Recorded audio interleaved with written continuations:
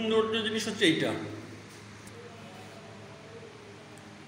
ধ্যানরত অবস্থায় গৌতম বুদ্ধ। সবচেয়ে ভালো জিনিস হচ্ছে এইটা, কেন বললাম, এই জায়গাটা একটা আলাদা মাহাত্ম্য আছে। বিশেষ করে এই ছবিটা বৌদ্ধ ধর্মাবলম্বীদের জন্য এটা পবিত্র, হিন্দু ধর্মাবলম্বীদের জন্য পবিত্র, কারণ গৌতম বুদ্ধ জন্ম আমাদের ভারতবর্ষে, কিন্তু সে তপস্যা করেছে ভারতবর্ষে, কিন্তু পরবর্তীকালে তিব্বত এবং অন্যান্য দেশে চলে গেছেন এবং তিনি যে ধর্মটা প্রচার করেছেন সেইটা সারা বিশ্বব্যাপী আছে। চীন, জাপান, বিভিন্ন জায়গায় তাকে পূজিত করা হয়। তো সেই জন্য ভারতের গর্ব বলা যেতে পারে গৌতম বুদ্ধকে। তো এখানটা একটা আলাদা শান্তি আছে, শান্তি বিরাজ করছে। তো সেই শান্তিটা আমি বেশিক্ষণ ভঙ্গ করবো না, বাইরে যাই, তারপরে আমি আসছি।